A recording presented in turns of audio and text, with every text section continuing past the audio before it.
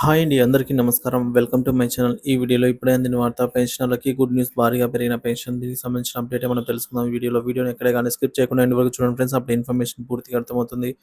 Video చూస్తున్న ప్రతి ఒక్కరు వీడియోకి ఒక లైక్ చేయండి. అలాగే ఈ వీడియోని తోటి పెన్షనర్ మిత్రులతో అయితే షేర్ చేయండి. కొత్తగా మన ఛానల్ చూస్తున్న వాళ్ళు సబ్స్క్రైబ్ చేసుకున్నట్లయితే దయచేసి మన ఛానల్‌ని సబ్స్క్రైబ్ చేసుకోండి.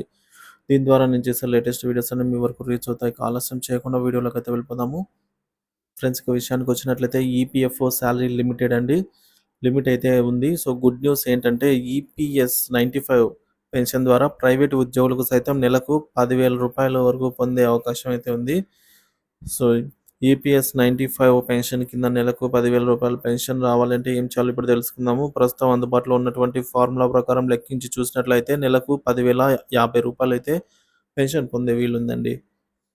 సో, ఈపీఎఫ్ఓ సాలరీ లిమిట్ అనే ఎంప్లాయీస్ ప్రావిడెంట్ ఫండ్ సంస్థ అయిన ఈపీఎఫ్ఓ నిర్వహిస్తున్నటువంటి ఈపీఎస్ 95 పెన్షన్ స్కీమ్ ద్వారా అయితే సంస్థ గత ప్రైవేటు ఉద్యోగులకు పెన్షన్ అందిస్తుంది. సో, అయితే ప్రస్తుతము పెన్షన్ కేవలం 30 లక్షల మందికి రూ.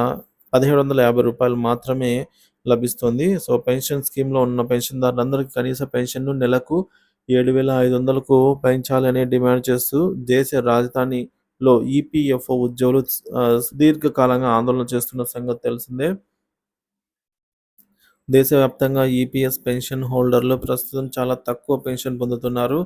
ప్రస్తుతం కేవలం దాదాపు 20 లక్షల మంది పెన్షన్‌దారులు కేవలం రూ. 1,171 నెలవారీ పెన్షన్ పొందుతున్నారు. తమ పెన్షన్ నెలకు 7,500కైనా పెంచాలి అని చెప్పి డియర్‌నెస్ అలవెన్స్ సౌకర్యం కూడా కల్పించాలనేది వారి యొక్క ప్రధాన డిమాండ్. దీంతో పాటు ఉచిత వైద్య సదుపాయాలను కూడా కల్పించాలనైతే వారు డిమాండ్ చేస్తున్నారు. ఈపీఎస్ 95 ప్రకారంగా ఉద్యోగుల జీతంలో 12% ప్రావిడెంట్ ఫండ్‌కు వెళ్తుంది.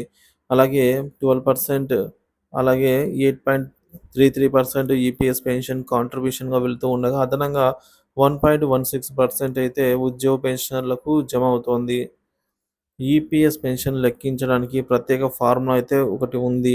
ఈపీఎస్ పెన్షన్ లెక్కించడానికి ప్రత్యేక విషయానికొచ్చినట్లయితే సగటు వేతనము సో, ఇక్కడ చూడండి సగటు జీతము ఇంటూ పెన్షనబుల్ సర్వీసు ఎన్ని రోజులు పెన్షనబుల్ ఉంటదో అన్ని రోజులు సర్వీసు బై 70 ఇందులో సగటు జీతం అంటే ఉద్యోగి యొక్క ప్రాథమిక జీతము ప్లస్ డియర్‌నెస్ అలవెన్స్‌గా గుర్తించాలి. ఇది కాకుండా గరిష్ట పెన్షన్ సేవ అనేది 35 సంవత్సరాలు. ప్రస్తుత వేతన పరిమితి అనేది 15,000గా ఉంది అన్నమాట. సో, ఈ లెక్కన చూస్తే ప్రస్తుతం ఈపీఎస్ పెన్షన్ నెలకు 15/35/70 ఈ విధంగా చూసుకున్నట్లయితే రూ. 7,500 వచ్చే అవకాశం కూడా ఉంది. అయితే వేతన పరిమితిని 15,000కు నుంచి 21,000కు పెంచితే గనక ఉద్యోగులకు నెలకు ఈ విధంగా 21,000 ఇంటూ 35/75 చేయగా రూ. 10,050 పెన్షన్ అయితే వస్తుంది. ఇక్కడ మనకు పెన్షన్ పెరిగిందనమాట. అంటే కొత్త నిబంధనల తర్వాత ఉద్యోగులకు ప్రతి నెల రూ. 2,550 పెన్షన్ అయితే అదనంగా లభిస్తోంది.